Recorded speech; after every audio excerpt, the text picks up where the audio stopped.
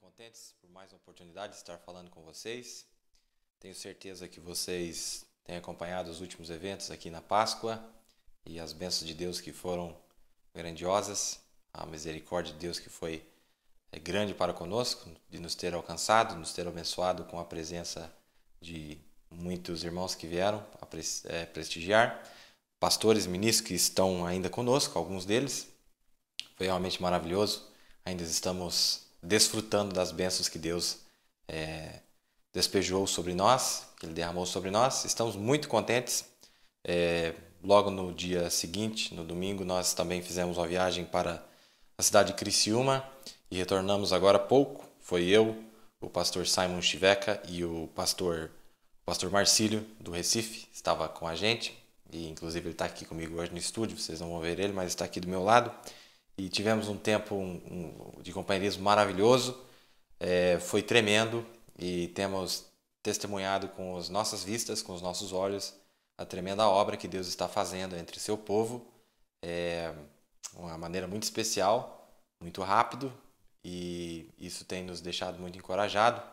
Como eu estava conversando com o Marcílio, nós estamos vendo a poderosa mão de Deus se mover como nunca antes entre seu povo, porque sabemos que essa é uma hora especial, uma hora muito especial que nós estamos vivendo, de tremendas expectativas. Nós sabemos que algo muito grande está prestes a acontecer e estamos felizes que tem um povo que tem captado a hora, tem entendido a hora que nós estamos vivendo e também entendido a mensagem que nos era prometida para esta hora em particular que nós estamos atravessando agora.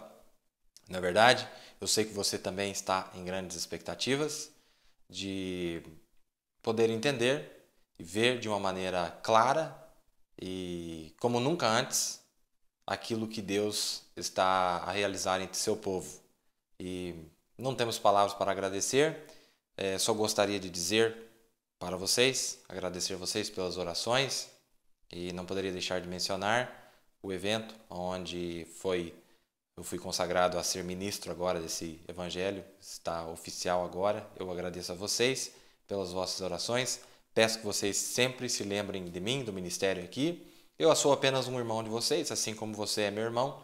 Eu sou mais um dos seus irmãos que estamos alistados para esse grande exército dessa hora final.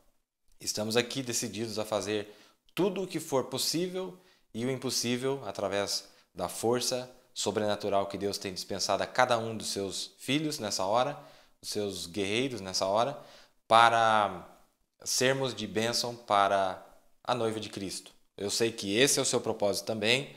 Deus tem realmente nos vivificado, como o pastor João Henrique mencionou, que pela primeira vez na história, ou pela primeira vez, nós temos visto os dons de Deus em plena operação entre o corpo de Deus. Eu tenho visto isso, temos andado bastante, temos viajado recentemente, e nós temos visto como é que Deus realmente está trabalhando com todas as engrenagens de uma maneira como nunca antes vista.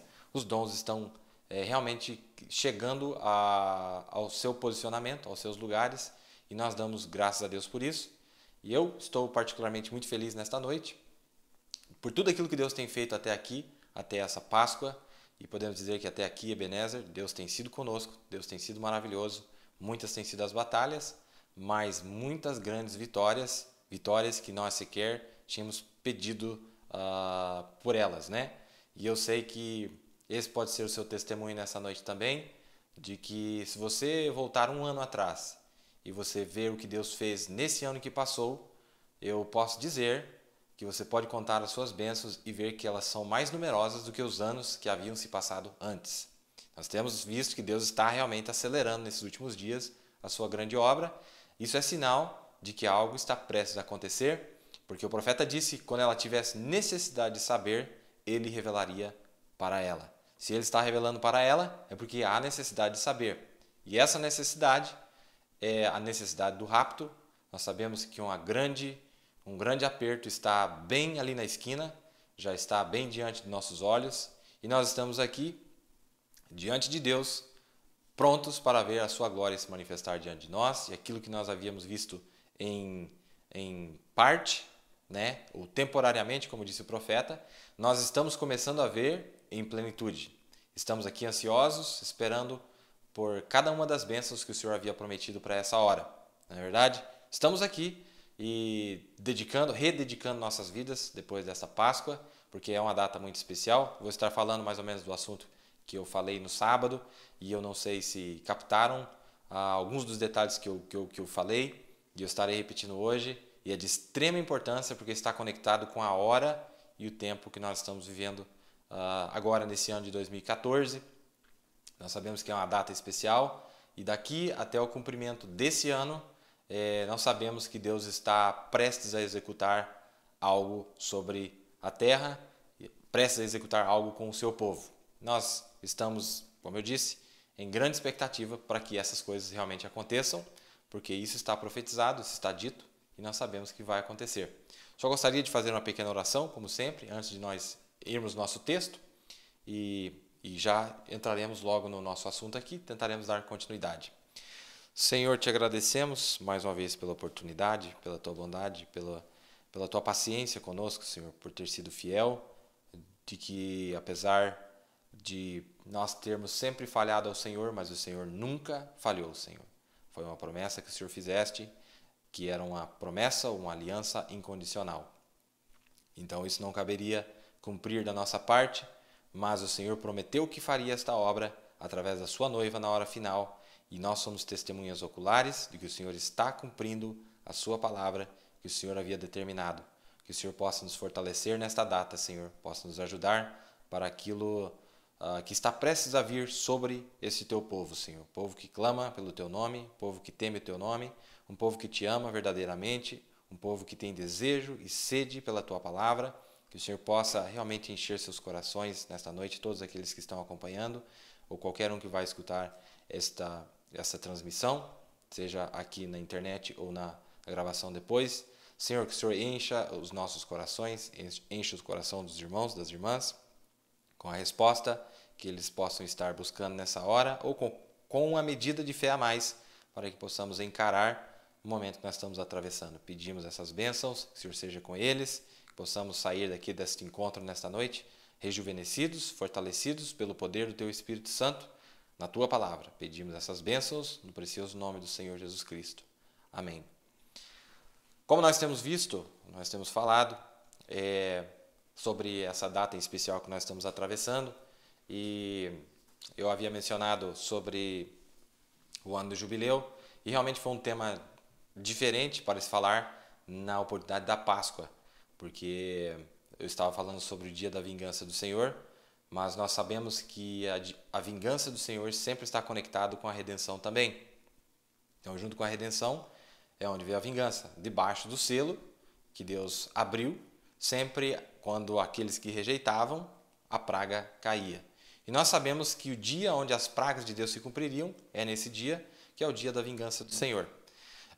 No programa passado nós estávamos falando, que está conectado com esse assunto também, como é que o ajuntamento das tribos de Israel havia acontecido em Apocalipse 9, não é verdade? Eu espero que vocês lembram. E eu não consegui completar meu assunto, porque tem uma ligação tremenda aqui entre a noiva. Capta isso aqui. Nós estamos diretamente conectados com as 12 tribos de Israel. Diretamente conectados com as 12 tribos de Israel. E nós vamos perceber isso. Se você ler a mensagem, as 10 virgens e os 144 mil, você vai entender que é isso que o profeta estava querendo mostrar. De que a nossa redenção está conectada com as tribos de Israel. A maneira de nós recebermos as nossas bênçãos é quando eles recebem as bênçãos deles e vice-versa. É tão perfeito, porque nós sabemos que o trono de Deus, em Apocalipse 3:20, diz que aquele que vencesse se assentaria com ele no trono, não é verdade? Só que nós descobrimos que o trono de Deus é uma cidade, não é? O trono de Deus não é um assento onde nós vamos se assentar em cima. O trono de Deus é uma cidade. É a Nova Jerusalém que vai reger a cidade, ou o que está pelo lado de fora dos muros. Esse é o trono de Deus. Mas a cidade de Jerusalém, se você for lá nos últimos capítulos de Apocalipse, você vai ver como que ela tinha os 12 portões, como que ela tinha os 4 lados e assim por diante. Porque está inteiramente conectada com as 12 tribos de Israel. E nós poderíamos mostrar, eu creio que nos próximos cultos, se Deus assim permitir, eu farei usando o quadro e eu vou mostrar onde é que estava o arranjo das tribos, em Deuteronômio 33 e no livro de Números também, como é que o arranjo das tribos estava determinado, a maneira que eles estavam arranjados ainda no deserto, antes de ter chegado na Terra Prometida, e serem arranjados de acordo com a instrução do profeta, onde Dan estaria no norte, Judá estaria no leste, Rubens estaria no sul e Efraim estaria no oeste. Aquele mesmo arranjo que havia no deserto, veja, eu estou falando da noiva aqui, eu quero ver se eu consigo conectar isso aqui. Aquele mesmo arranjo que havia no deserto foi o mesmo arranjo que houve na Terra Prometida, em Israel. Então, o arranjo que eles tinham no deserto continuou sendo o mesmo que Moisés havia determinado que eles deveriam ter na Terra Prometida. E esse arranjo que eles tinham dentro de Israel, presta atenção nisso aqui, este mesmo arranjo que eles tinham em Israel, quando eles foram dispersados para os 4 cantos da terra, adivinha o que aconteceu? Eles não perderam o arranjo original das tribos. Então, Dan, que estava no norte, foi para o norte do globo. Judá, que estava para o leste, foi para o leste do globo. Você lembra o mapinha que nós mostramos aqui? Eu espero que você lembre. Então, nós mostramos onde é que realmente é o norte nas escrituras. Não é verdade? Então, nós tínhamos a tribo de Dan, que foi para o norte. Nós tínhamos a tribo de Judá, que foi para o leste. Nós tínhamos a tribo de Rubens, que foi para o sul. E nós tínhamos a tribo de Efraim, que foi para o oeste. Agora, capta isso aqui. Capta isso aqui. Essas 4 tribos eram os cabeças de mais... Cada um delas era cabeça de mais 2 tribos, não é verdade? Então era 3 no norte, 3 no leste, 3 no sul e 3 no oeste. Correto? Fazendo assim, 12 tribos de Israel. Mas elas tinham os cabeças. E elas estavam esparramadas com o mesmo arranjo. Se você quer saber mais sobre isso, o profeta fala isso na mensagem As Instruções de Gabriel para Daniel. Ele menciona lá. E também na mensagem Apocalipse capítulo 4, eu acredito que parte 2, não me lembro o parágrafo, onde ele conecta esse arranjo das tribos depois que elas foram esparramadas no mundo, este mesmo arranjo das tribos, depois que elas foram esparramadas no mundo, de acordo com a profecia de Gênesis 49, quando Jacó estava morrendo, ele chama os seus 12 filhos e ele disse assim, olha, eu vou falar para vocês o que vai acontecer com vocês, ou onde vocês vão estar no último dia. Então, se você ler Gênesis 49, quando Jacó começa a pronunciar a eles o que é que aconteceria com eles, você vai perceber que é o posicionamento deles onde eles estariam no último dia. Em outras palavras, o arranjo que eles tinham no deserto e o arranjo que eles tinham em Israel, quando Deus esparramou eles no mundo, era o mesmo arranjo. Quem estava no norte foi para o norte, quem estava no sul foi para o sul, quem estava no leste foi para o leste e quem estava no oeste foi para o oeste. Agora capta isso aqui. Porque quando leia aquela mensagem, as 10 virgens e os 144 mil, você vai perceber qual é a conexão entre as 12 tribos de Israel. Em Apocalipse 12 também tem. Ali existe uma conexão muito grande. Eu estou fazendo uma base aqui, mas se Deus me ajudar, nós vamos entrar mais profundamente nos próximos estudos, que eu vou precisar de um quadro também. Mas eu só quero fazer algo aqui que você vai achar muito especial. Capta isso aqui. O posicionamento geográfico nosso, da noiva de Cristo, no mundo hoje, onde nós estamos localizados hoje, está dizendo para nós onde nós vamos estar localizados na nova cidade. Você entendeu? Lá na Nova Jerusalém, quando nós estivermos na Nova Jerusalém, a mesma posição geográfica que nós temos aqui, nós vamos ter lá. Mas capta isso aqui. Os servos que vão servir a noiva lá, também é de acordo com a posição geográfica que eles estavam aqui na terra. Se você ler Deuteronômio 33, quando eles foram esparramados para o mundo inteiro, você lembra que cada tribo tinha uma bênção diferente? Capta isso aqui. Depois você vai ver que lá em Apocalipse, cada uma das folhas da árvore, que representava os 12 meses, está tudo conectado. Cada um dava um fruto diferente, ou que era a cura para as nações, e assim por diante.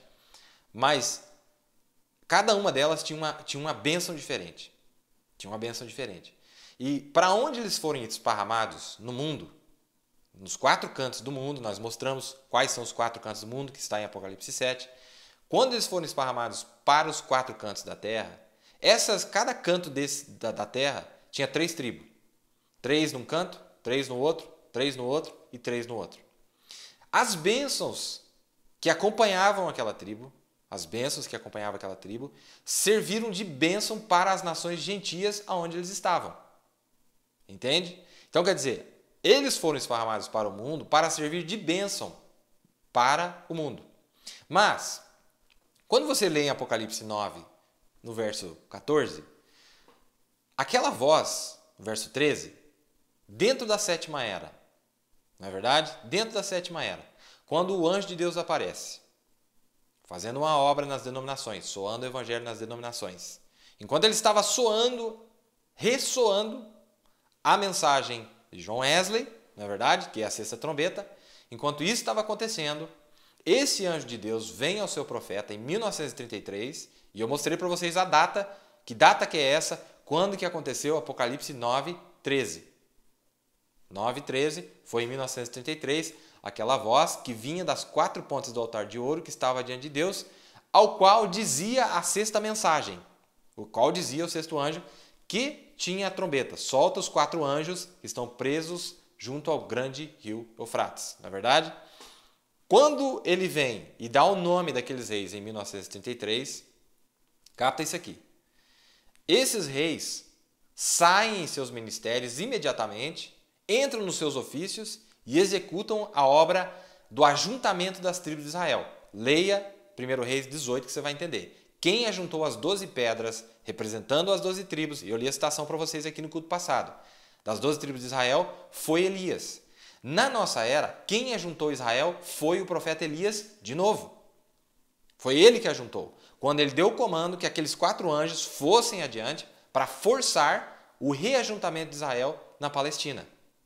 E ele diz isso na mensagem, as 10 virgens e os 144 mil. Ele diz assim, para provar se essa mensagem está ou não conectada com eles, com os 144 mil, veja, no dia que eles assinaram ser uma nação, para provar, no mesmo dia que eles assinaram o reconhecimento daquela nação, no dia 7 de maio de 1946, no mesmo dia, na caverna em Greens Mill, Indiana, o anjo do Senhor estava lhe comissionando para que fosse em todo mundo com esta mensagem que nós estamos pregando aqui nesta noite.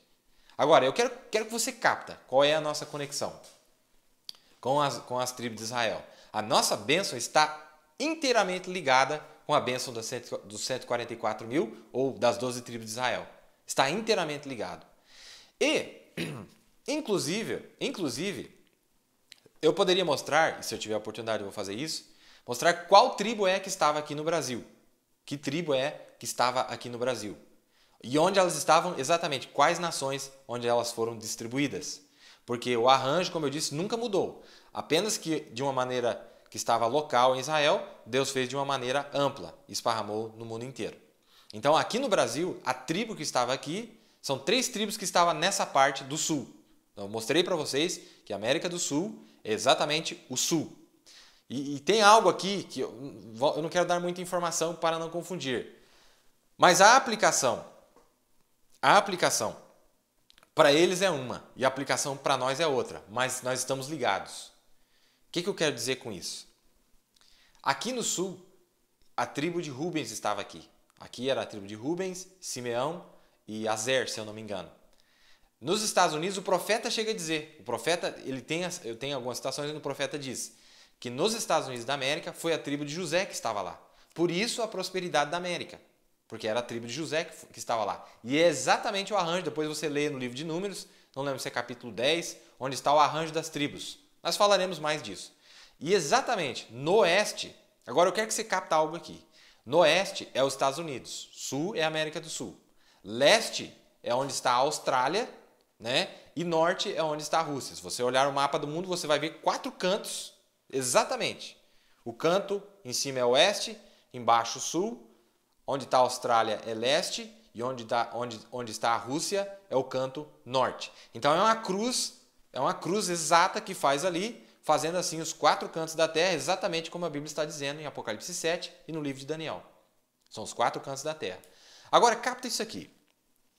Cada uma daquelas tribos tinha uma natureza diferente. Ela se movimentava diferente e era representada por um animal diferente. Leia lá para você ver. Lembra que era um animal diferente?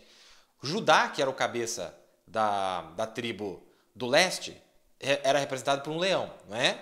Era o leão. Rubens, que era no sul, que é o que estava aqui onde fica o Brasil, é representado pelo boi. Depois, Efraim, que estava ao oeste, era representado pelo homem, o face de um homem. E depois Dan, que estava no norte, era representado por uma águia voando. Cada um desses animais, cada um desses seres, eles se movimentam diferente, não é verdade? Pela sua natureza e característica, o que Deus fez? Quando Deus foi a juntar esses cabeças junto com as outras tribos, preste atenção nisso aqui. Quando Deus foi a juntar essas tribos, Deus mandou um inimigo diferente para cada um. Quantos reis eram que nós vimos lá em 1933? Não era 4 reis? Não era? Que estavam nos 4 cantos da terra? Olha ali, ó. A qual dizia o 6º anjo que tinha a trombeta, solta os 4 anjos que estão presos junto ao grande rio Eufrates. Tá. Aí você lê lá em Apocalipse 7, é os mesmos 4 anjos, que diz assim, e depois dessas coisas vi 4 anjos que estavam sobre os 4 cantos da terra, retendo os 4 ventos da terra, para que nenhum vento soprasse sobre a terra, nem sobre o mar, nem contra a árvore alguma. E vi outro anjo subir da banda do sol nascente, e que tinha o selo do Deus vivo, e clamou com grande voz aos 4 anjos, a quem fora dado o poder de danificar a terra e o mar, dizendo: não danifiqueis a terra, nem o mar, nem as árvores, até que hajamos assinalado nas suas testas os servos do nosso Deus. E eu enfatizei para vocês, leia a mensagem, as 10,144.000, que eu li a citação no culto passado, que esse evento aqui, onde ele disse para parar, foi a Primeira Guerra Mundial, não a Segunda Guerra Mundial. Então, aqui em Apocalipse 7, eles já aparecem, esses 4 anjos, essas 4 unções estavam tentando já pôr as mãos nos judeus.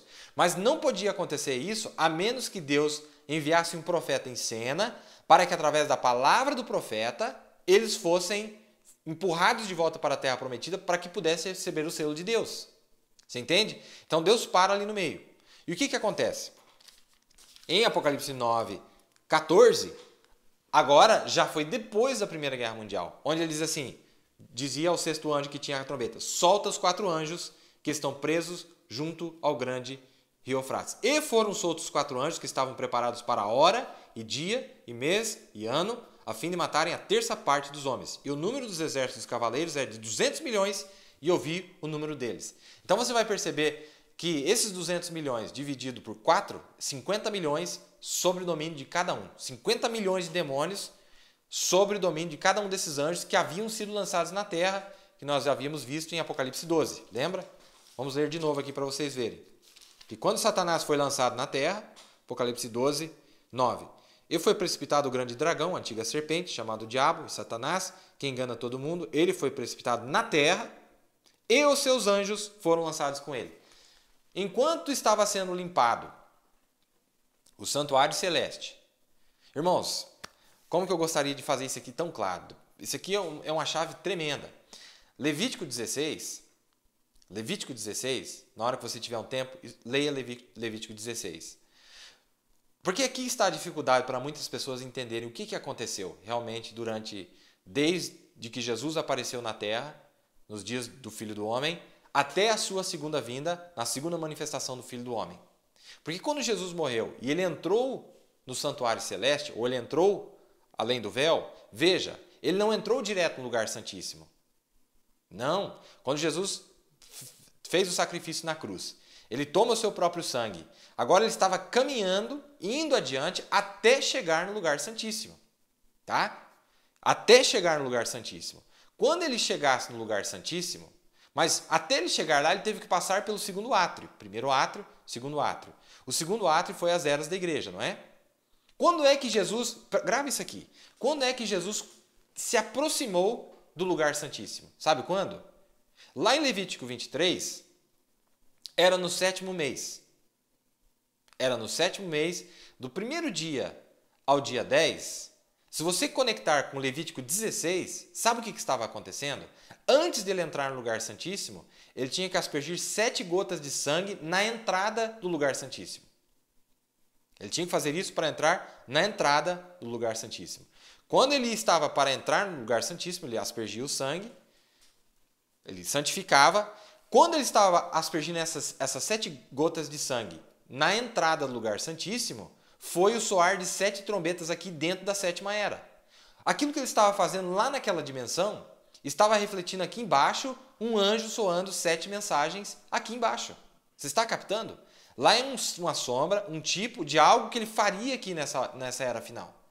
Então, lá enquanto o sacerdote aspergia 7 gotas de sangue, enquanto Jesus estava fazendo isso dentro da 7ª era, aqui na terra estava refletindo como? Soou 7 mensagens em forma de mistério. Depois que ele aspergia a entrada do lugar santíssimo, ele tinha que aspergir o lugar santíssimo. Essa aspersão do lugar santíssimo foi quando ele asperge de novo essas 7 gotas de sangue, que é a abertura dos selos. Quando ele asperge o sangue do cordeiro sobre essa mensagem, e essa mensagem é o sangue do cordeiro, foi ele aplicando o sangue dele no lugar santíssimo. Mas quem é que estava no lugar santíssimo? Lá não era a glória Shekinah? Lá não estava a arca da aliança? Lá estava o meu nome e o seu. Ele estava aplicando o sangue sobre o nosso nome. Ele estava aspergindo o sangue sobre o lugar santíssimo. Só que enquanto ele estava fazendo isso dentro da 7ª era, estava refletindo aqui embaixo. Agora capta isso aqui, irmãos. Capta isso aqui. Se você ler aqui em Apocalipse 7, esse anjo aparece do sol nascente e significa, aparece no leste. Sol nascente significa, onde que o sol nasce? No leste. Ele apareceu no leste porque ele estava vindo do leste. Ele veio pela Ásia, não é verdade? Veio pela Ásia, passou pela Europa. E onde é que ele terminou? Não foi na América? Exatamente. Ele veio lá da Ásia, passou pela Europa, passou pela Rússia. Mombrana disse que passou até pela Rússia, até chegar onde? Até chegar no oeste. Capta isso aqui. Quando o Mombrana disse que ele estava indo para o oeste para receber a revelação, o Mombrana não estava se referindo ao oeste dos Estados Unidos. O Mombrana está se referindo ao oeste do tabernáculo que se encontrava lá em Israel. Esse é o verdadeiro oeste. Se você pegar, você vai descobrir que os Estados Unidos é o oeste. Claro que também era o oeste dos Estados Unidos. Mas sabe por quê? Capta isso aqui. Porque quando ele entra no tabernáculo, a porta de entrada do tabernáculo ficava no leste. Não é? Ficava no leste. Que é de onde Jesus veio. Quando esse anjo vem, que era Cristo, executando a obra ou finalizando a obra da expiação, ele vem pelo leste. Ele vem passando desde a Ásia, durante as eras, vem passando. Aí ele entra no segundo átrio, passa pela Ásia. O que ele estava fazendo no céu estava refletindo aqui na terra, geograficamente. É isso que eu estou querendo dizer. O que ele estava fazendo no céu estava repetindo na terra, geograficamente. Então ele vem pela Ásia, desde os dias de Jesus. Onde é que começou o evangelho com Paulo? Não foi na Ásia? É mostrando o que Jesus estava fazendo na outra dimensão. Veio desde o começo do primeiro átrio, veio passando pela Ásia, passa pela Europa, passa pela Rússia. Tá. Quando ele chega na América, já era o 7º mês.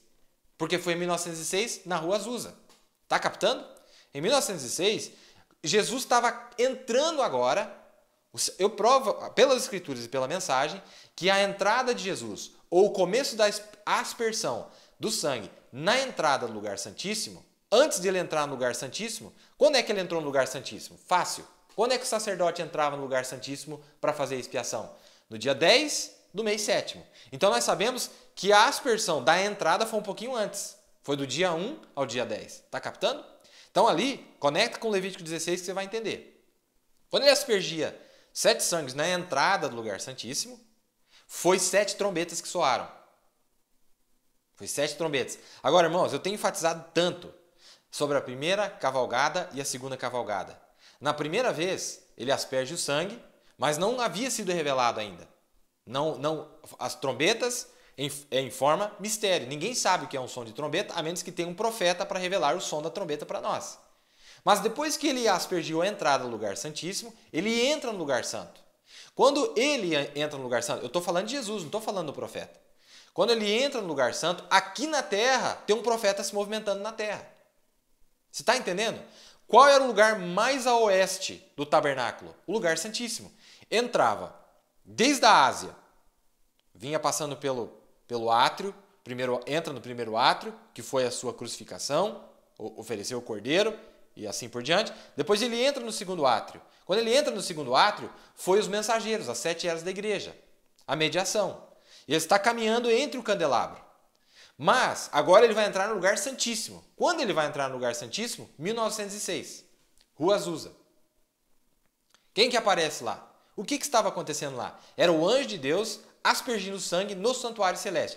Aí você fala assim, irmão Bill, mas tá, qual que é o reflexo da aspersão do sangue no lugar ou no lugar santo, lá para ele entrar no lugar santíssimo?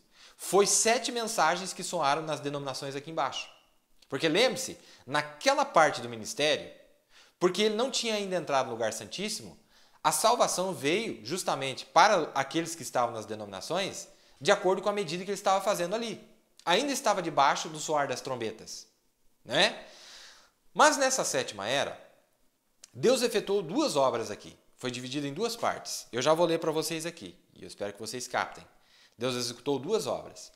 Na primeira parte, entre o primeiro... Capta isso aqui, se você quiser anotar, é de extrema importância.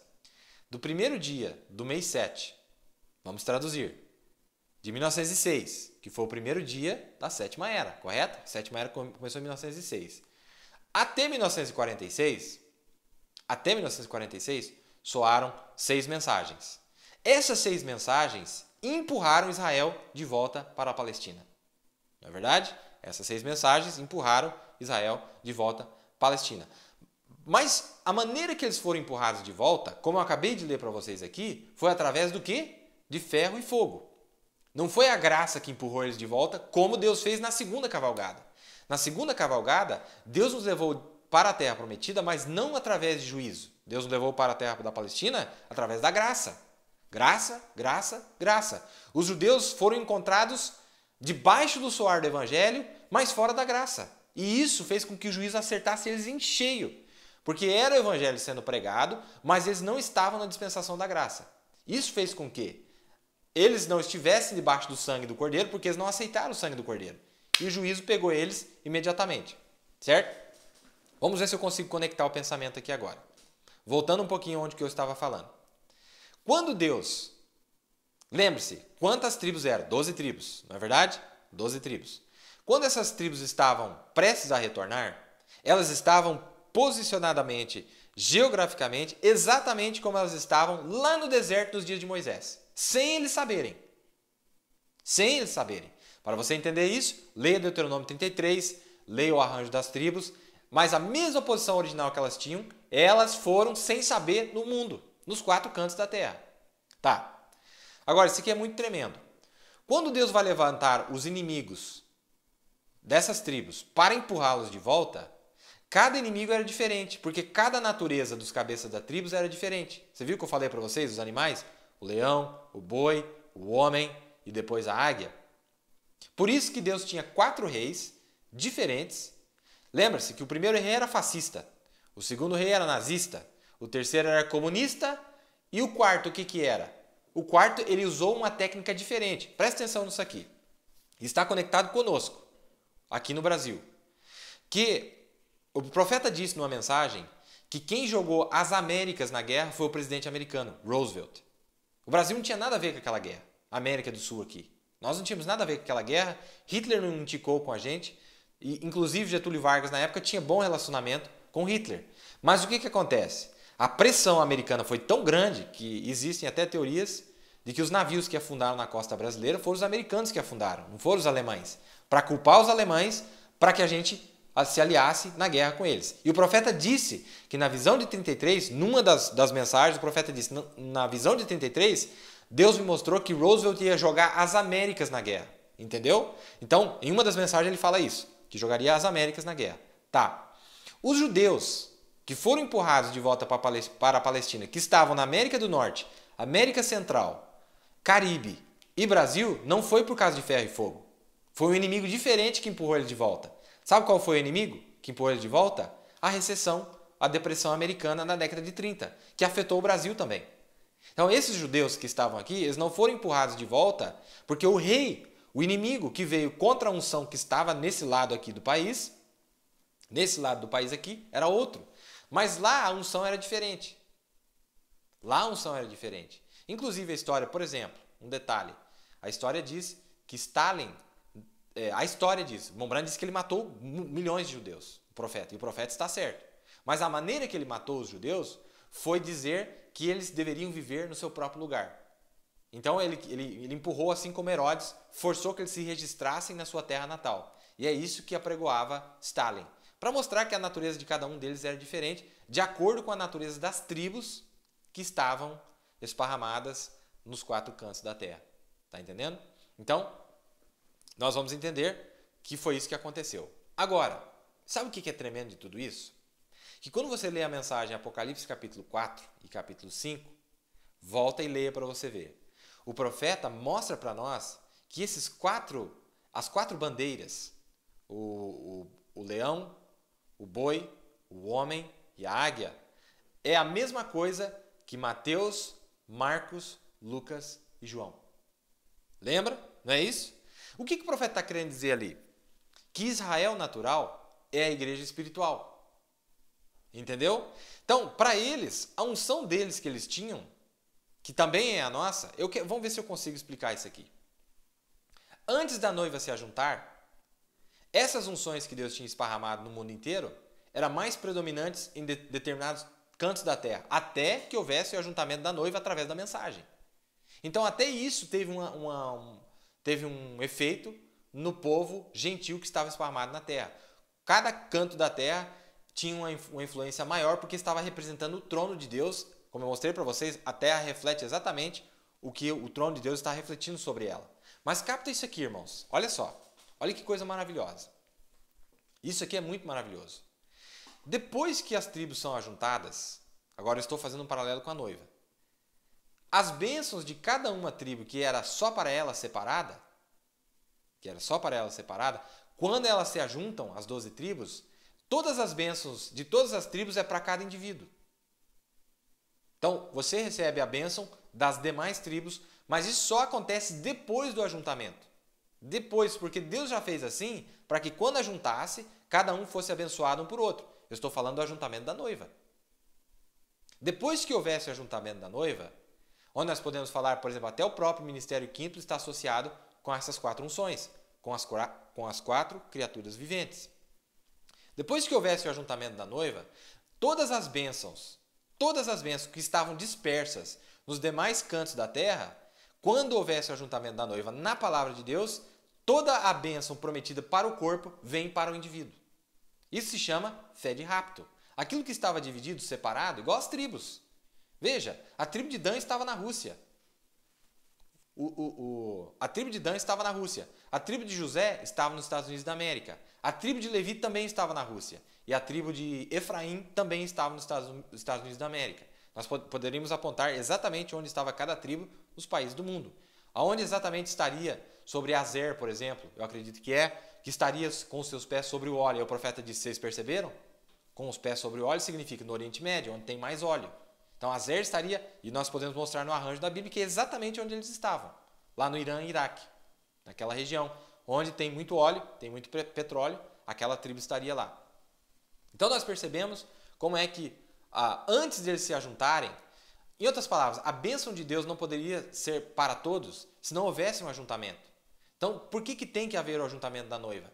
Porque esse reflexo dos 144 mil estão nas 10 virgens. Leia aquela mensagem para você ver. O ajuntamento da noiva, e olha que tremendo isso aqui. Deixa eu ler algo para vocês aqui, ó. Deixa eu ler algo para vocês aqui que está conectado com esse nosso assunto.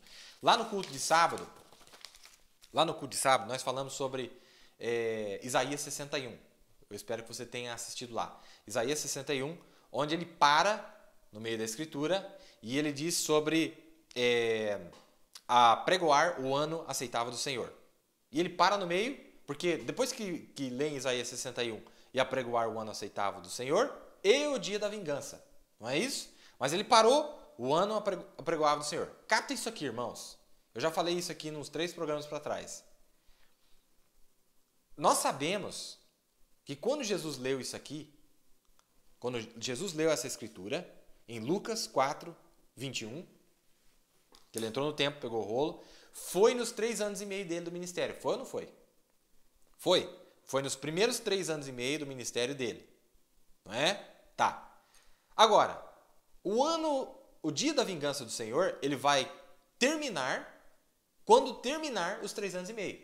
Não é verdade?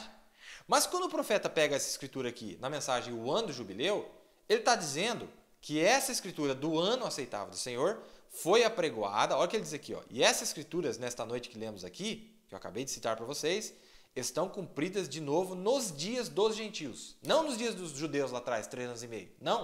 Ele está mostrando para nós, conectando com Apocalipse 7, que aquela primeira parte, que serviu para empurrar os judeus de volta para a Palestina, é enquanto ele estava pregando o ano aceitável do Senhor para os gentios.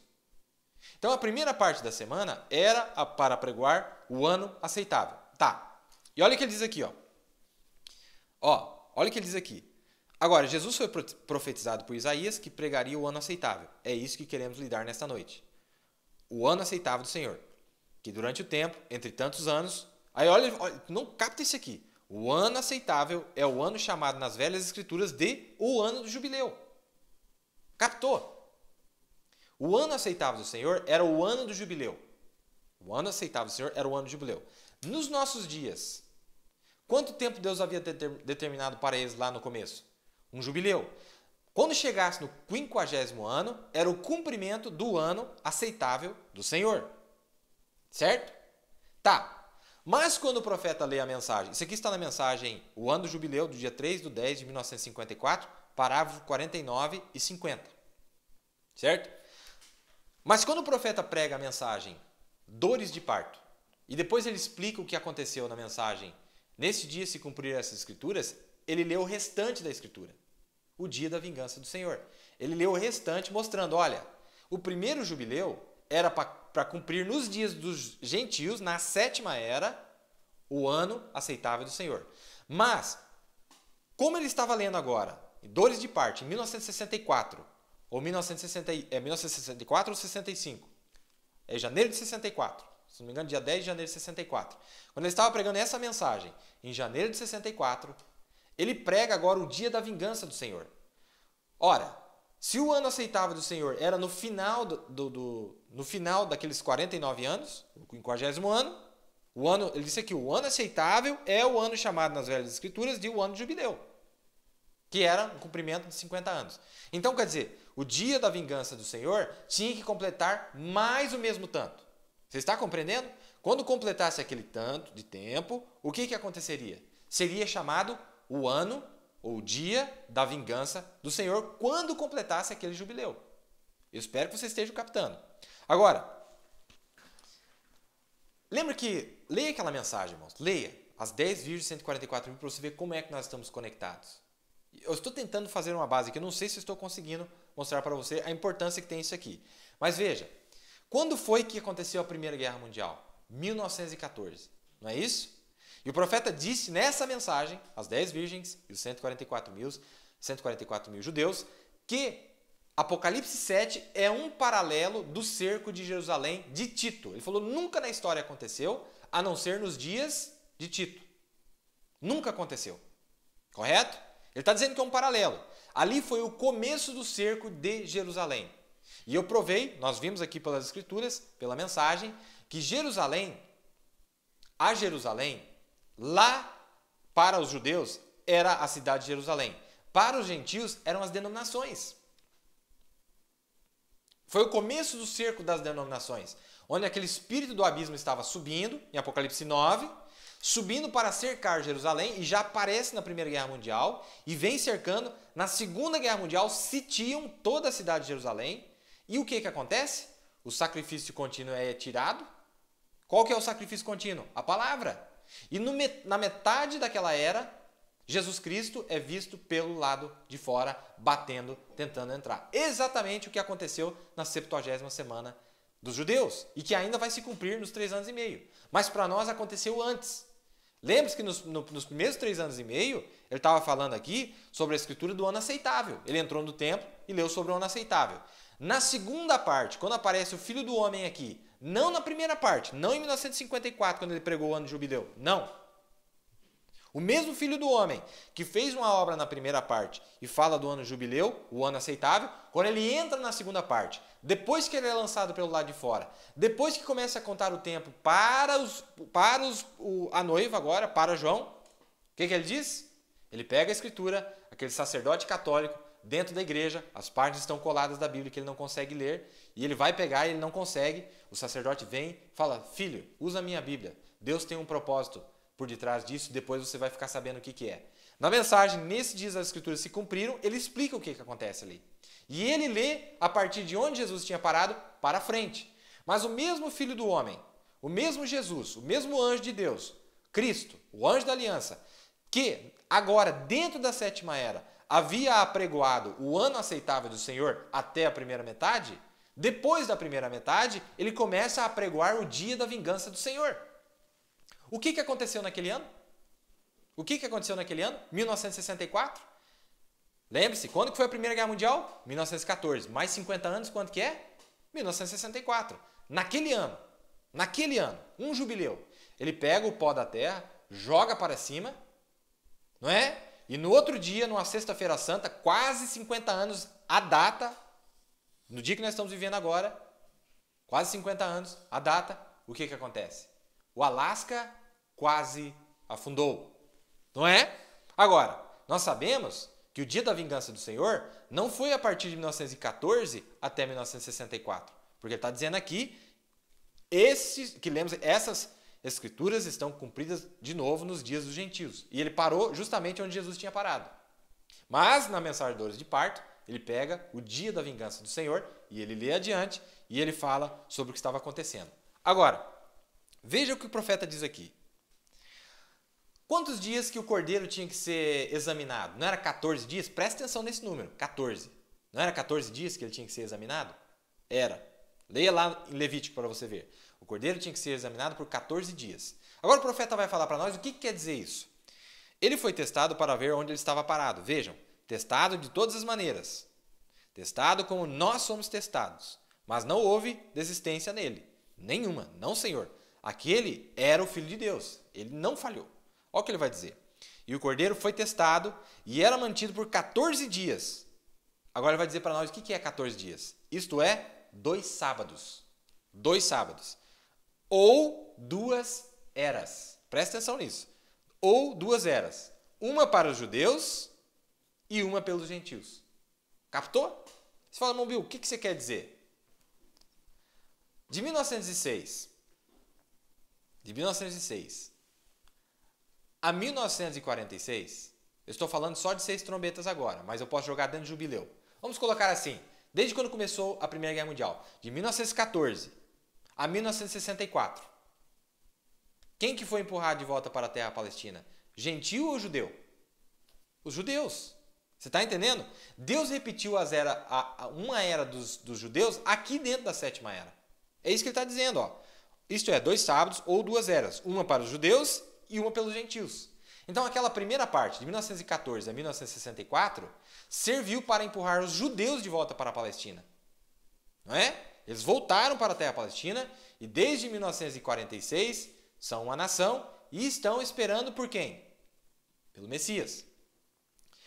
E uma pelos gentios, mostrando, irmãos, que a primeira cavalgada, que ele soou o evangelho entre as denominações, foi para empurrar os judeus de volta para a terra prometida.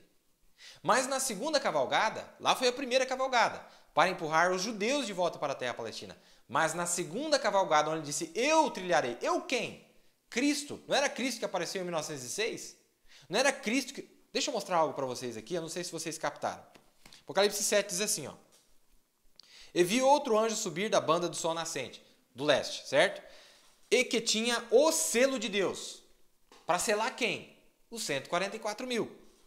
E clamou com grande voz aos 4 anjos, a quem fora dado o poder de danificar a terra e o mar, dizendo, não danifiqueis a terra, nem o mar, nem as árvores, até que hajamos assinalado nas suas testas os servos do nosso Deus. Vocês perceberam aqui, até que hajamos assinalado? Lembre-se, esse anjo de Deus, ele não estava sozinho. Aí você fala, mas quem estava com ele, irmão Bill? Quem é que estava com ele? Era Paulo, era Irineu, era Martim, era Columba, era Lutero? Vamos ver em Apocalipse 5 quem é que estava com ele. Ó, e olhei, e eis que estava no meio do trono e dos 4 animais viventes, e entre os anciãos, um cordeiro. Quantos cordeiros? Um cordeiro. Tá. Como havendo sido morto, e tinha 7 pontas e 7 olhos, que são o quê? Os 7 Espíritos de Deus enviados a toda a terra. Esse cordeiro de Deus, esse anjo de Deus, Deus, ele próprio, que aparece entre as denominações, estava com os seus 7 espíritos soando as suas 7 mensagens. Você está captando? É ele que aparece com as suas 7 mensagens. Ele mais 6 mensagens. 6 selos mais o 7º selo. Fazendo assim a sua pessoa. As 6 primeiras mensagens em mistério, ele soa nas denominações. Ele soa nas denominações e ninguém sabia que era ele. Mas era ele que estava lá. Desde 1906, era ele que estava lá. Cristo estava lá. Nossa, tem tanta coisa aqui que nós poderíamos dizer que é tremendo. Como é que esse anjo desce? Lembre-se que aquela porta que abriu no céu, a porta que abriu no céu, aqui em Apocalipse, isso aqui é tremendo. Talvez eu devesse ler para vocês. Onde é que está aqui? Sobre a porta que abre no céu, Apocalipse 2, vamos ver aqui. Aqui, Apocalipse 2, 3, verso 8. Eu sei as tuas obras. Era de Filadélfia, não era de Laodiceia, era de Filadélfia. Eu sei as tuas obras, eis que diante de ti pus uma porta aberta e ninguém a pode fechar. Essa porta aberta que aparece na era de Filadélfia, sabe por que apareceu na era de Filadélfia? Porque esse anjo de Deus estava descendo a terra. E quando ele está descendo a terra, ele rompe aquela dimensão e a porta se abre no céu. Sabe que porta que é essa? É a mesma porta de Apocalipse 4. Já estava aberto antes de começar Laodiceia, só que ninguém sabia. Ninguém sabia. Ele só começa a revelar que tinha uma porta aberta no céu quando o profeta dele começa o seu ministério na terra. Aí a voz que fala do céu é a voz do profeta. Porque quem estava falando no profeta era o anjo de Deus. Apocalipse 10:1 estava falando em Apocalipse 10:7. Mas só quando ele começa a revelar a sua pessoa é que o povo começou a descobrir que a porta estava aberta, que a porta estava no céu. Ninguém nem sabia. Eles começaram a sofrer os efeitos da abertura da porta no céu, mas não sabiam de onde estava vindo. Os dons, as profecias, as curas, os milagres, mas eles não sabiam de onde estava vindo. Então, antes ainda da era de Laodiceia, porque ele estava descendo a terra, ele abriu o portal do céu. Esse portal do céu, meu irmão, é a mesma nuvem que apareceu em 63. Mas veja, o que quer dizer a nuvem aparecer em 63? É a plena percepção, revelação de que a porta está ali e está aberta para qualquer um entrar. Esse portal que se abriu no céu em 1963 e que estava aberto desde antes de começar a era de Laodiceia, onde o céu estava se fundindo com a terra, onde Deus estava vindo à terra, no seu ministério. O que acontece?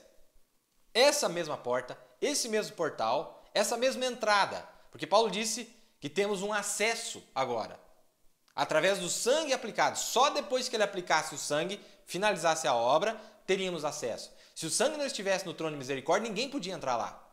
Mas quando completasse a obra da expiação, todos aqueles que tinham o nome escrito no livro da vida do Cordeiro podem entrar lá, porque o sangue está conectado com eles. Mas capta isso aqui. Esse portal que foi aberto no céu é o mesmo portal, é a mesma nuvem que Jesus foi tomado em Atos capítulo 1. É o rapto. Por que foi aberta uma porta no céu? Para que nós pudéssemos entrar nessa porta. Mas nessa porta tem 4 guardiões que protegem, porque lá dentro da porta, quem que está lá? A árvore da vida, Cristo, a palavra. E ninguém pode tomar aquela palavra sem passar pelos 4 guardiões, sem passar pelos 24 anciãos, né? Muita coisa daria para nós falarmos aqui. Mas voltando ao nosso assunto, volta ali em Apocalipse 7, que eu quero que você capte isso aqui mesmo. Ele disse assim, até que hajamos assinalado. Como é que vem o selo de Deus? Nós somos selados com a mensagem de Paulo, de Irineu, de Martim, de Columba, de Lutero, John Wesley e Elias, não é? É assim que nós somos selados. Todo o conselho de Deus. Nós sabemos que a mensagem de Paulo não era de Paulo, era a mensagem de Cristo em Paulo. A mensagem de Irineu não era a mensagem de Irineu, era a mensagem de Irineu a mensagem de Cristo em Irineu. Era Cristo trazendo o seu conselho, a sua obra, usando esses mensageiros. Então, por isso que diz aqui, dizendo, não danifiqueis a terra, nem o mar, nem as árvores, até que hajamos assinalado nas suas testas os servos do nosso Deus. Até que hajamos assinalado nas suas testas os servos do nosso Deus. Eu ouvi o número dos assinalados, era de 144 mil assinalados de todas as tribos dos filhos de Israel. Tá. Agora, você percebeu que está em Apocalipse 7. Está falando do sétimo selo. Apocalipse 7 é o sétimo selo. É Cristo vindo à Terra. Agora, isso aqui é muito tremendo. O que quer dizer ele se levantar do trono? Ele se levantar do trono é ele sair daquela dimensão e aparecer aqui. O que é se levantar do trono? É ele aparecer nessa dimensão aqui. Ele sai daquela dimensão e ele está agora nessa dimensão executando uma obra.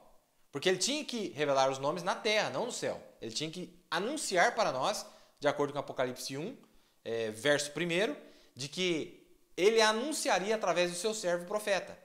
Se não tivesse um profeta aqui para anunciar os nomes que haviam sido revelados por ele, como é que nós íamos saber? Então Deus usa um profeta. Qual que é o mistério de Deus? O mistério de Deus é o seu nome.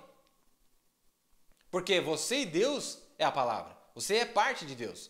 Quando Deus revela a palavra dele para você, ele está revelando você para você.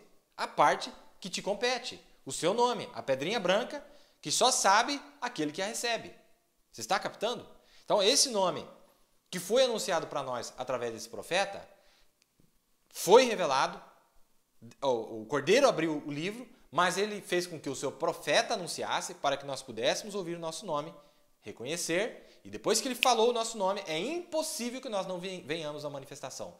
Todos os nomes que estão no livro da vida do Cordeiro estão sendo agora mesmo manifestados sobre a face da terra, independente da perseguição, independente da pressão demoníaca, independente desses 200 milhões que vieram depois contra a noiva.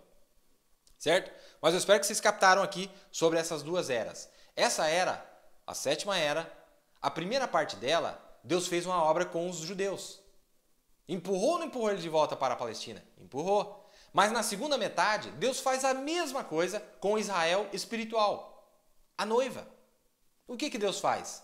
Deus soa de novo a mesma mensagem que ele soou lá. Só que dessa vez veio com graça. Por que veio com graça? Porque ela veio revelada. Lá na primeira vez, eles não tinham, os judeus não sabem eles nem entenderam o que aconteceu. Mas para nós, ele trouxe um profeta com 7 verdades reveladas, 7 mistérios revelados. E quando ele faz assim, é a graça de Deus para conosco, para nos congregar na cidade, para nos congregar na terra prometida.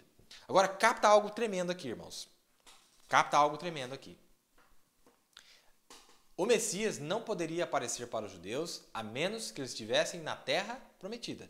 Você sabia que a mesma coisa é com a noiva? Jesus, o sétimo selo, não podia se manifestar para a noiva a menos que ela se encontrasse na terra prometida em Jerusalém. Ela tinha que estar em Jerusalém. Lembra que quando Jesus entrou montado no jumentinho branco? Foi em Jerusalém e o povo estava em Jerusalém lhe esperando. Tinha os zombadores em Jerusalém. Tinha os caçoadores, tinha aqueles que não entenderam, mas também tinha aqueles que eram a verdadeira Jerusalém esperando pelo seu rei entrar. Quanto tempo levou para empurrar os judeus para a terra da Palestina? 40 anos. Quanto tempo Deus levaria para empurrar a noiva de volta para a terra prometida? A palavra para cruzar o Jordão? 40 anos. Nós falamos disso nos programas passados, você pode voltar e ver. Deus levou 40 anos para soar 6 mensagens e empurrou os judeus para a Palestina.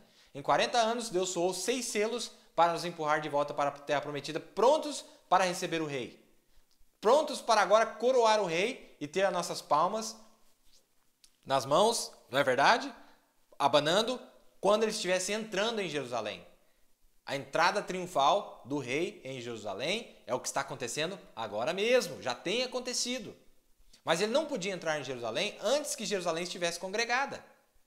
Você está entendendo? Então, primeiro Deus teve que nos congregar, o ajuntamento da noiva, para que o rei pudesse entrar na cidade. E é isso que nós temos testemunhado diante de nossos olhos. É isso que está acontecendo diante de nossos olhos. Essa citação que eu falei para vocês aqui, sobre os 2 sábados, mostrando que eram 2 eras, um dos judeus e um para os gentios, aconteceu dentro da 7ª era isso. Foi provado, acabei de provar para vocês. 40 anos, empurrou os judeus. Depois que começa o tempo da noiva, depois que começa o tempo da noiva, em 40 anos, Deus empurra ela de volta para o lugar que Deus sempre quis tê-la. E eu li para vocês aqui, falando das duas eras, está no parágrafo 168 em diante da mensagem O Único Lugar Provido por Deus para Adoração, do dia 28 de novembro de 1965. O profeta fala isso, não é verdade? Então, é muito importante nós entendermos o que é que estava acontecendo ali. Então, vocês captaram por que esse anjo disse até que hajamos assinalado?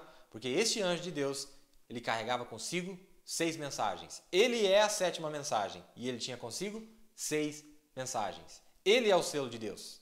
E ele veio para selar na obra do selo. Na obra do selo. Dos 144 mil. Sabe onde é que veio a obra da redenção e de misericórdia? Porque você fala, mas misericórdia, ter matado aqueles mártires? Sim. Foi a única maneira provida por Deus para que eles recebessem vestes brancas. Sabe da boca de quem que veio aquilo lá? Do profeta Elias. O profeta Elias, no 5º selo, revelou para nós exatamente o que tinha acontecido com eles. E já em 33, ele tinha comandado o ajuntamento dessas 12 tribos para mostrar, e ele disse aqui na mensagem, as 10 virgens e 144 mil judeus, que esta mensagem está conectada com eles. Quem ajuntou eles então? O profeta Elias. Tá, então, potencialmente, o selo dos 144 mil, quem selou foi a mensagem deste Elias aqui. E vai ser completada com o mesmo Espírito que estava nele, que vai estar em Elias lá. Elias e Moisés. Não é verdade? Mostrando que é isso que vai acontecer. Então, nós entendemos aqui como é que nós estamos conectados com esses 144 mil, com essas 12 tribos de Israel. E como é que eles estavam esparramados. E eu ainda quero falar mais disso, que nós podemos mostrar exatamente onde que eles estão. E esses servos, nós sabemos que os 144 mil são os servos da noiva. Foi isso que o profeta nos ensinou, não é?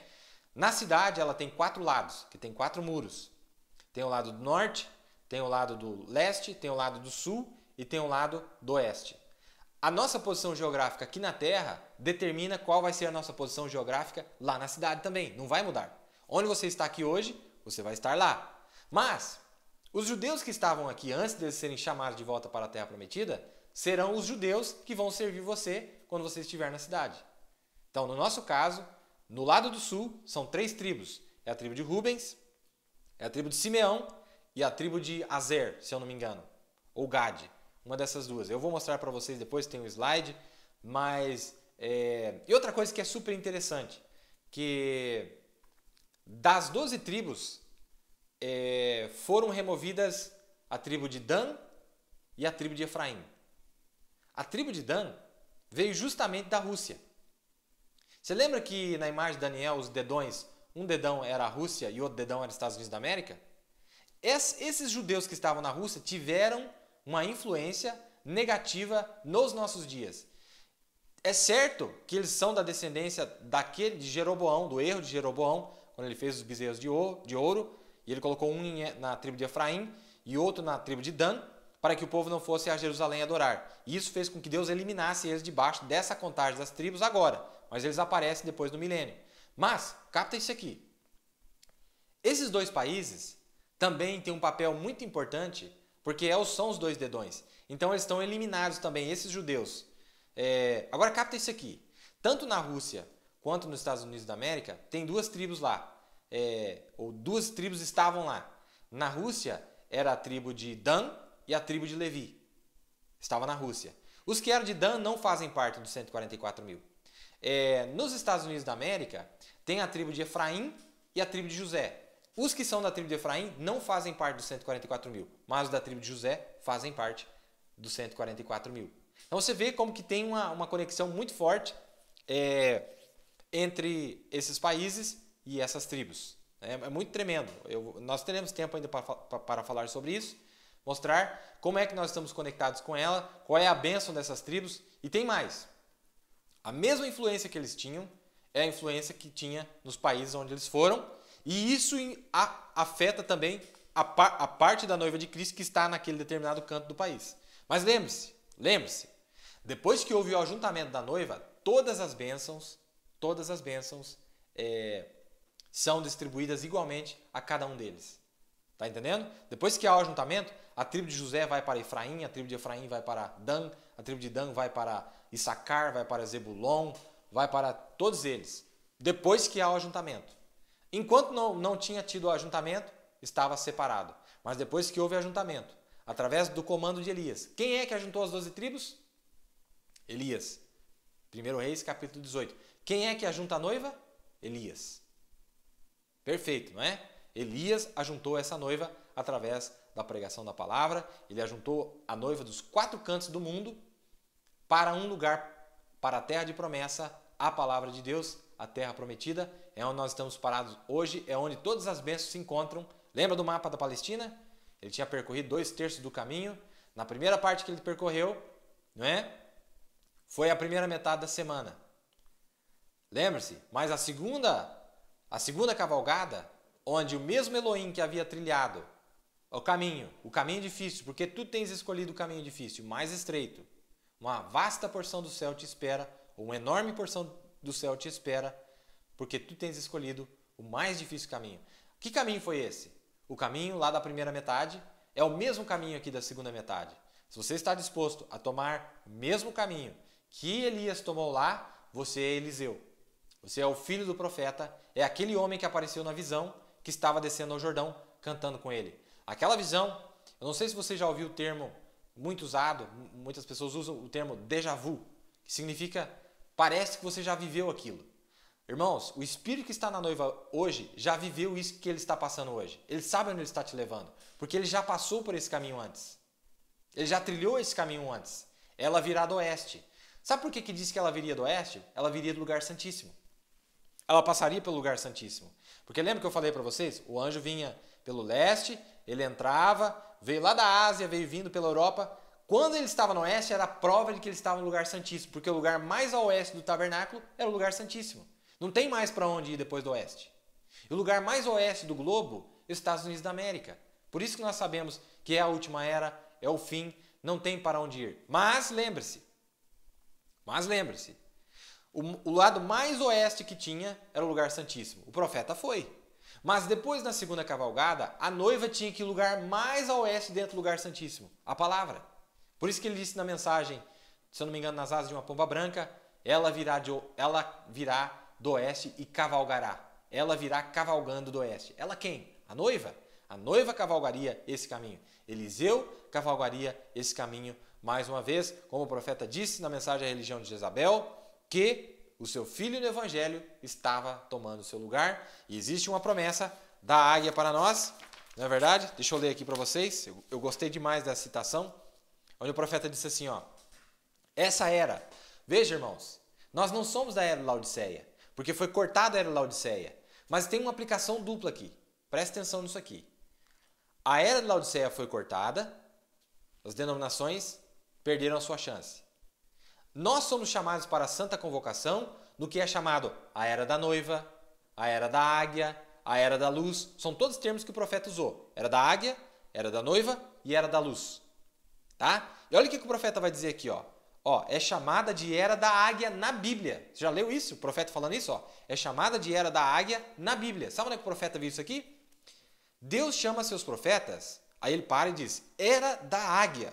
Nós percebemos na Bíblia, nós vemos em Malaquias 4. Opa, mas como você viu a era da águia em Malaquias 4? Sim, porque Elias e os filhos de Elias. Elias era águia, não era? Não é a unção da águia? E os filhos de Elias, e que unção que eles teriam? De águia. Será que eu estou ficando louco ou foi o profeta que disse? Ó, era da águia, nós percebemos na Bíblia, nós vemos em Malaquias 4, de que nos é prometido isso nos últimos dias. Agora, ó, nos é prometido isso nos últimos dias. Estamos ou não estamos nos últimos dias? Agora, ele assemelha seus profetas a águias. Ele chama-se a si mesmo de águia. Ele é o grande Jeová águia. Ele é capaz de conseguir para si mesmo. Agora ele tá atando a águia à noiva. Presta atenção. Ele é capaz de conseguir para si mesmo uma noiva. Ele vai, nos últimos dias, não nos primeiros dias. Não em 1963, 1970, 1990, em 2003, 2000. Não. Ele está dizendo que ele vai nos últimos dias, ser capaz de conseguir uma noiva que com um ministério que é tão exatamente. Aí ele para, 3 pontinhos, como um homem e a sua esposa se tornam um. E quando Jeová conseguir o seu povo como ele, em outras palavras, deixar igualzinho ele é, então ele vive em seu povo. Ele vive em seu povo. Eles são um. Isso aqui está na mensagem Contagem Regressiva, do dia 9 de fevereiro de 1964, parágrafo 59. E eu li uma citação lá no encontro e eu não posso deixar de ler para você de novo. Né? Está na mensagem, aqui, ó. Eu amo essa citação aqui, que está relacionado a 1 Tessalonicenses 4:16. Aquele mesmo poder vivificador de Deus apresentados em ambos esses profetas. Veja os seus nomes, são quase os mesmos, Eliseu e Elias. Vem a noiva e o noivo? Um deles é o Senhor Jesus e o outro é a Senhora Jesus. Vocês vejam, quase o mesmo, apenas entre ele e ela. Vem? Olha o que ele vai dizer. Elias. E veja como está representado aqui. Agora, Elias foi tomado no rapto, representa a igreja. Elias foi ou não foi tomado naquela constelação de 7 anjos? E está lá na 6ª dimensão com os santos que dormiram da 7ª era. Capta isso aqui. Não das 6 eras, da 7ª era. Representa a igreja, tudo bem. Elias. Eliseu descansou até a ressurreição. É o que nós estamos fazendo. Nós estamos aqui esperando até a ressurreição. Não precisamos experimentar a morte, não é? Ele descansou até a ressurreição. Vem. É assim como um pássaro, não 2, um pássaro, precisa de 2 asas para se equilibrar. Vem. A igreja singular, a igreja foi representada bem aí nesses 2 profetas. Agora, você pode dizer para mim, não, irmão Bill, o que o irmão Branham queria dizer é os santos das 6 eras e mais os santos da 7ª era. Não, porque na 7ª era ele repetiu o que ele tinha feito nas 6 eras. Ele repete. Nessa era tem 2 grupos. Leia o 5º selo no finalzinho. Quando ele foi à 6ª dimensão, ele disse que viu 2 grupos, assim como João viu 2 grupos, mártires e os que estavam vivos. Tem 2 grupos agora mesmo da 7ª era. Os que dormiram em Cristo, quem é o mensageiro deles? Elias. E os que estão vivos, quem é o mensageiro deles? Elias. Mas pelo fato deles estarem vivos, eles são chamados de Eliseu. Os que dormiram em Cristo são chamados de Elias e seu grupo. Mas os que estão vivos são chamados de Eliseu. A igreja, singular, foi representada bem aí nesses 2 profetas. Pois nós, olha o que ele vai dizer, pois nós que estivermos vivos e permanecermos até a vinda do Senhor, não precederemos aqueles que dormem, pois a trombeta, singular, como eu enfatizei isso aqui, eu gostaria que captasse isso aqui. Pois a trombeta, singular, um instrumento de Deus soará, ambas as asas vão se ajuntar. Opa! Então quer dizer que o soar da trombeta é o ajuntamento das 2 asas. O que quer dizer? Vamos ler aqui, eu quero ler algo para vocês aqui em Tessalonicenses. Vamos ver se você captou. 1 Tessalonicenses 4, vamos ver aqui. 1 Tessalonicenses 4, 16, diz assim, ó. Porque o próprio Senhor descerá do céu com alarido, as 7 mensagens, as 7 verdades, nós sabemos disso. Com a voz de arcanjo, que é ele mesmo. É o anjo que estava soando essas 7 mensagens, tem soado essas 7 mensagens aqui na 2ª cavalgada. É ele que soa. Irmãos, nós não estamos lendo uma mensagem de texto, é um Deus vivo que está entre nós, soando essa mensagem, usando ministros, usando pessoas. É ele, o anjo de Deus, o arcanjo, Cristo, o anjo da aliança que apareceu lá no começo, que está soando essas mensagens no povo eleito nessa hora. Mas o que vai acontecer aqui? A última coisa que acontece. Com voz de arcanjo e com a trombeta de Deus. Ponto e vírgula. A trombeta de Deus, agora vai explicar o que é a trombeta de Deus. Vamos ver o que é a trombeta de Deus? A trombeta de Deus é os que morreram em Cristo, está falando de gente. Gente que morreu, os que morreram em Cristo e depois os que estamos vivos. Então, uma trombeta. Você viu o que ele disse aqui? Ó, a igreja foi representada bem nesses 2 profetas? A igreja, a trombeta de Deus. O que é a trombeta? Um instrumento de Deus final. Mas você percebeu que disse que a trombeta, porque a última trombeta soará, lembra? Em 1 Coríntios 15. Vamos ver se a gente consegue conectar aqui. 1 Coríntios 15. Não é isso que eu creio que é? Vamos ver aqui. Versículo 52. Ó. No momento, no abrir e fechar de olhos, ante a última trombeta. Durante a última trombeta. Isso que vai acontecer de um piscar de olhos é durante esse soar da última trombeta. Capta isso aqui. Ante a última trombeta. Porque a trombeta soará. E os mortos ressuscitarão incorruptíveis e nós seremos transformados. Está vendo que aparece dois grupos aí? Ó, a trombeta soará, uma trombeta soará. Os mortos ressuscitarão incorruptíveis e nós seremos transformados. Paulo está falando de dois grupos ali. Os que estiverem mortos serão ressuscitarão incorruptíveis e nós seremos transformados. Você captou? Você captou o que aconteceu ali? O que quer dizer soar a sétima trombeta? O que quer dizer soar a sétima trombeta? Soar a sétima trombeta significa eles têm que vir aqui um pouquinho antes. O profeta disse numa mensagem, um período talvez de 30 dias. Eles têm que dar o testemunho deles aqui. E o que quer dizer soar? Eles vão se manifestar aqui. Eles vão aparecer aqui, saindo daquela dimensão. E nós também vamos soar. O que nós vamos soar? Nós soamos a ressurreição, sendo Eliseu, com o mistério da ressurreição. E eles soam o mistério da transladação. E olha o que o profeta disse aqui, que maravilhoso. Para nós encerrarmos já, que nosso tempo já está saindo. Olha aqui. Ambas as asas vão se ajuntar, tá vendo? Ambas as asas vão se ajuntar. Qual que é uma asa? Os que dormiram em Cristo. Tem que vir aqui essa asa, porque eu preciso dessa asa para poder voar. Mas eles também precisam da minha asa para glorificação, da sua asa para glorificação. E nós voaremos, aleluia, voaremos. Por quê? Os vivos e os mortos. E ele diz assim, aquele poder vivificador ainda vive lá com eles. Notem, lembre-se agora, vivificados para ver o que estas coisas são. Observe, o poder vivificador desse dia, lembre-se, nós somos vivificados. Está no parágrafo 295 da mensagem, é o nascer do sol, dia 18/4/1965. A outra citação está na mensagem, o selo da Páscoa. Capta isso aqui. Veja, aquele mesmo poder vivificador representado nesses dois profetas, Elias e Eliseu. Notem, a mesma palavra. Um é tomar, o outro é tomado. Capta aqui que tem um mistério muito grande aqui, que ele revelou para nós. Um é tomar, o outro é tomado. Tomar e tomado. Vê? Ele foi tomado, está falando de Elias. Elias foi tomado. Nós seremos alcançar. Olha a linguagem que ele está usando aqui. Alcançar eles, encontrá-los no ar.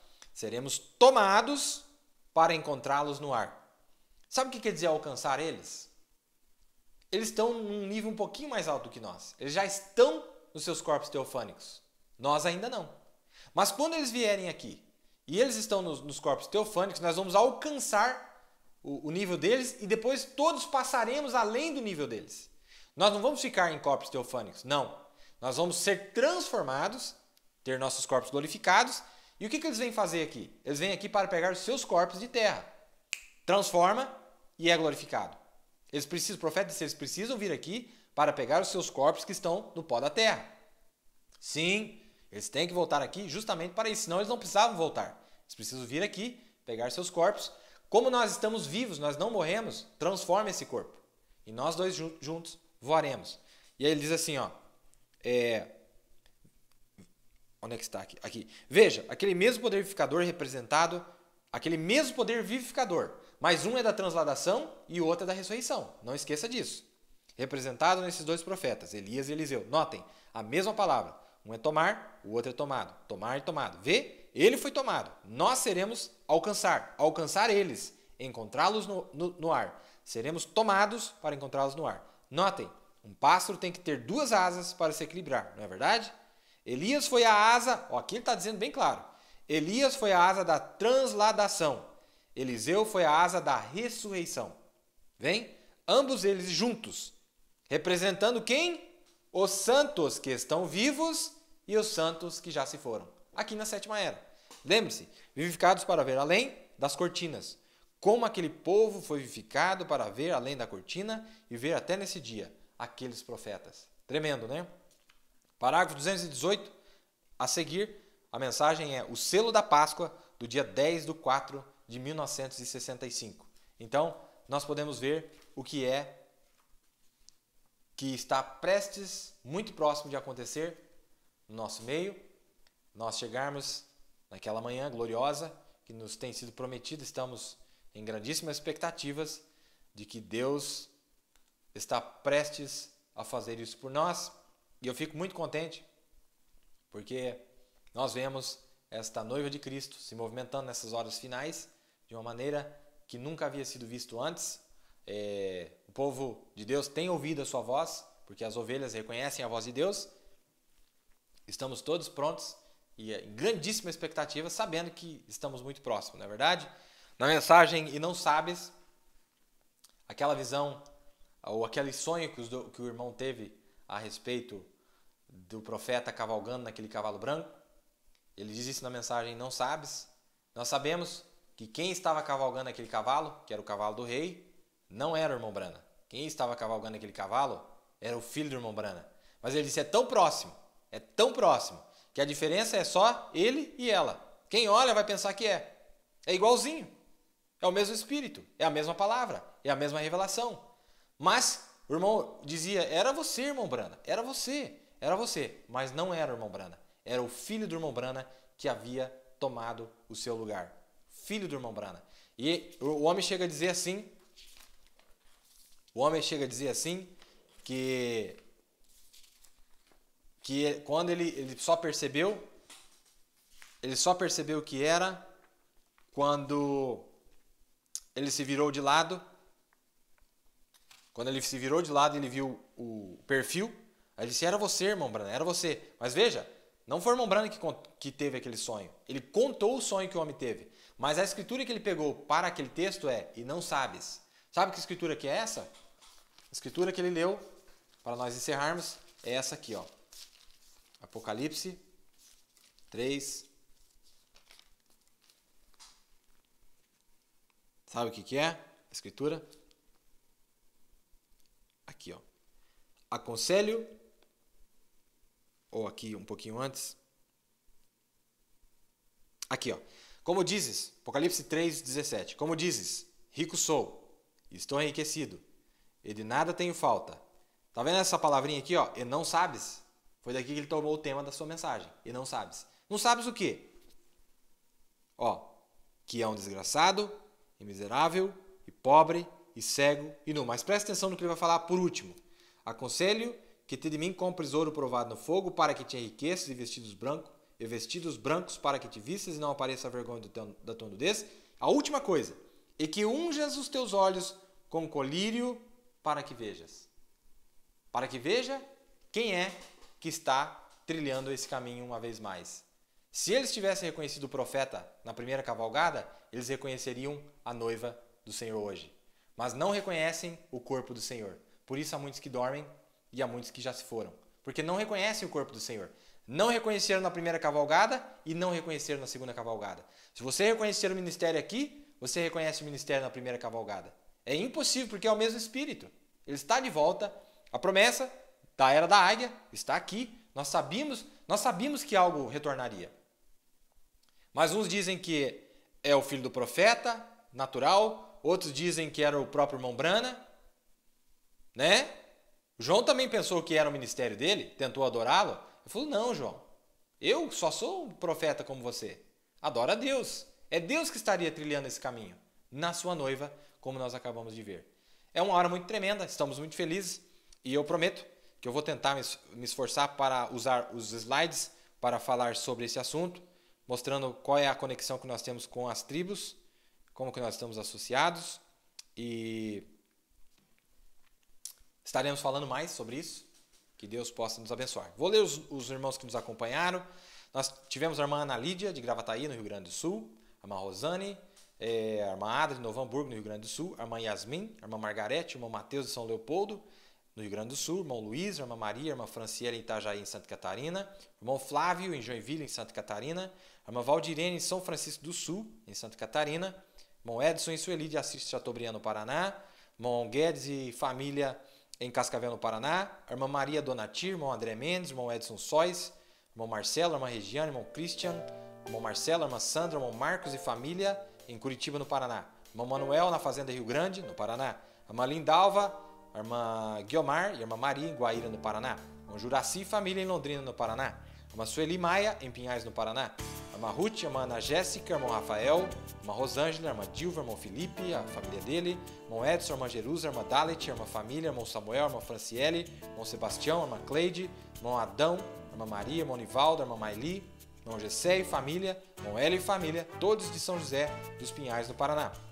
Irmão Wellington, a A irmã Milena e família, a irmã Esther, pastor Paulino, a irmã Elisa, a irmã Vilma, a irmã Clarice, a irmã Ana Benedita, a irmã Luciana, a irmã Maria, irmão Enzo, a irmã Inês, irmão Ademir e família, irmão Paulo Fernandes e família, a irmã Eliane, irmão Lorivaldo, a irmã Edna, a irmã Ruth, a irmã Graça, irmão Natan, a irmã Luzia, irmão Jean, a irmã Ângela, irmão Valmir, o irmão William e a irmã Miriam, o irmão Wesley e a sua família em Toledo, no Paraná, todos de Toledo, no Paraná.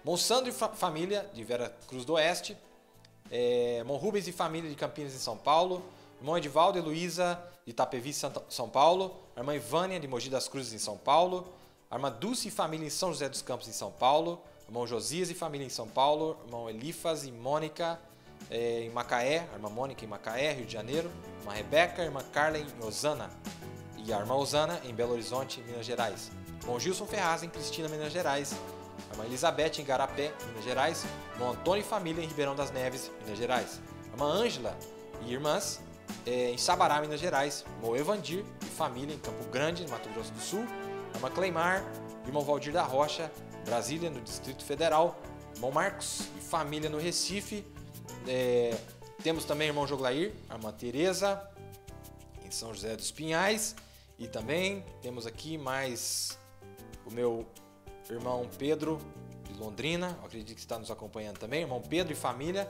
irmão Marcos e família em Frei Timóteo, Jataizinho. Que Deus abençoe cada um de vocês, foi um prazer mais uma vez, estamos em grande expectativa para o final de semana, onde sabemos que Deus se moverá mais uma vez entre o seu povo, estamos orando, que vocês tenham um excelente resto de semana, tenham uma excelente noite, que Deus os acompanhe, fique com Deus, Shalom.